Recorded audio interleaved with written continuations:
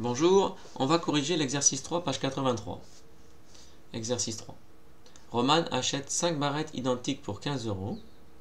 Combien paiera-t-elle pour 9 de ces mêmes barrettes? Donc, petite remarque avant de commencer, on voit qu'ici, donc on a le prix pour 5 barrettes, et on pourrait faire ici ce qu'on appelle un retour à l'unité, autrement dit calculer le prix d'une barrette, et c'est comme ça que c'est présenté dans le livre. Donc cette méthode intuitive serait bien évidemment possible, mais on ne va pas faire comme ça, ou plus exactement, on va faire comme on a fait dans le cours, pour se rendre compte qu'en fait ça revient exactement au même. C'est qu'on va faire un retour à l'unité sans le dire. En fait, quand on va calculer le coefficient de proportionnalité ici, on va se rendre compte qu'en fait c'est pareil qu'un retour à l'unité. Mais cela étant, on pourrait aussi faire un retour à l'unité, ce qu'on fera un peu plus tard, quand on aura un peu avancé dans le cours, et vous comprendrez pourquoi. Pour l'instant, voilà, on préfère plutôt appliquer la méthode très classique avec le coefficient de proportionnalité. Donc ici, on va commencer par dire quelles sont les grandeurs qui sont proportionnelles. Donc ici, 5 barrettes identiques pour 15 €.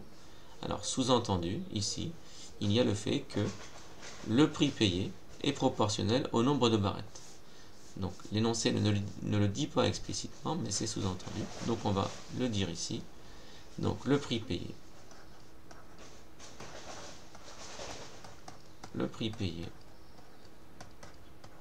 en euros est proportionnel au nombre de barrettes. Est proportionnel au nombre de barrettes. Est proportionnel au nombre de barrettes. Au nombre de barrettes.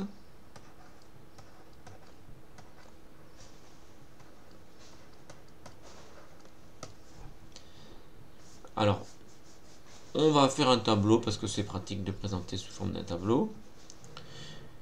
Donc, si on fait un tableau où on représente une grandeur en fonction de l'autre, donc une grandeur sur une ligne et une grandeur sur l'autre ligne, ce tableau sera un tableau de proportionnalité.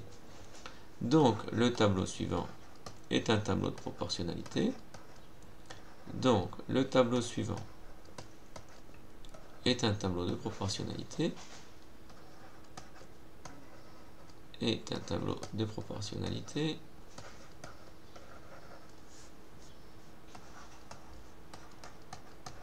De proportionnalité. Alors, c'est assez pénible à écrire, proportionnalité, parce que c'est long. Est un tableau de proportionnalité. Alors, le tableau, c'est donc sur une ligne, on met une grandeur, et sur l'autre ligne, on met l'autre grandeur. Donc ici, on va mettre le nombre de barrettes, nombre de barrettes, donc sous-entendu nombre de barrettes achetées, évidemment, nombre de barrettes, et ici, prix payé en euros. Donc l'énoncé nous dit que pour 5 barrettes, Romane paye 15 €. Et nous, on se demande combien on va payer pour 9 de ces barrettes. Donc ici, comme je sais que c'est un tableau de coefficient de proportionnalité, on calcule le coefficient de proportionnalité en utilisant, enfin, on peut calculer le coefficient de proportionnalité ici en utilisant la première colonne. Donc on le fait, 15 divisé par 5, ça donne 3. Donc le coefficient de proportionnalité est 3. Le coefficient de proportionnalité est 3. De proportionnalité est 3.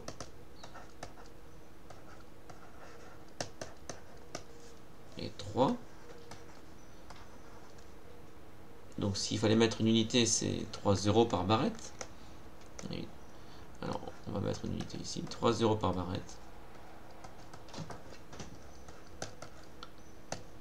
Et on peut donc maintenant appliquer ce coefficient à 9. Donc 9 fois 3, 27. Et donc, Roman paiera 27 € pour 5 barrettes. Alors, pour 5 barrettes, on va plutôt le dire dans ce sens-là. Pour 5 barrettes,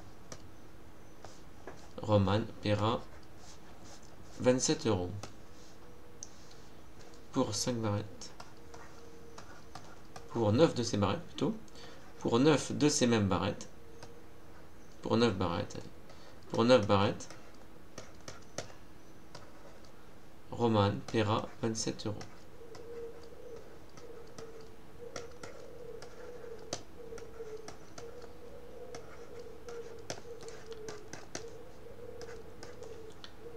Voilà. Alors, on s'aperçoit qu'en fait, quand on a fait donc ce calcul de coefficient là, 3 € par barrette, qui est donc le coefficient ici multiplicateur qui permet de passer de la ligne du haut à la ligne du bas. Donc ici, on a x3. Ici, le coefficient de proportionnalité est très facile, hein, c'est 3. Et bien, en fait, si on regarde pour 1, et bien forcément, 1 fois 3, 3. Donc, sans s'en rendre compte, en fait, on a fait un retour à l'unité, parce que, en fait, quand on calcule le coefficient de proportionnalité, comme on l'a fait ici, en fait, le coefficient de proportionnalité, c'est le prix d'une barrette. Donc, même si, en l'occurrence, on n'a pas présenté comme un retour à l'unité, en fait, c'est ce qu'on a fait, sans s'en rendre compte. Enfin, sans vraiment s'en rendre compte. En calculant le coefficient de proportionnalité, finalement, c'est comme si on faisait un retour à l'unité, même si explicitement on ne l'a pas rédigé. Le retour à l'unité consistera à vraiment créer cette colonne ici, ce que moi, a priori, je n'ai pas fait. Mais vous voyez que la différence est quand même assez mince, avec un retour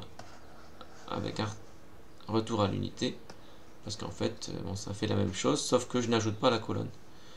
Le retour à l'unité consistera à ajouter cette colonne ici, avec 1, évidemment avec le même résultat, on obtiendra le même résultat, mais la technique sera un petit peu différente, donc on la fera un peu plus tard dans le cours.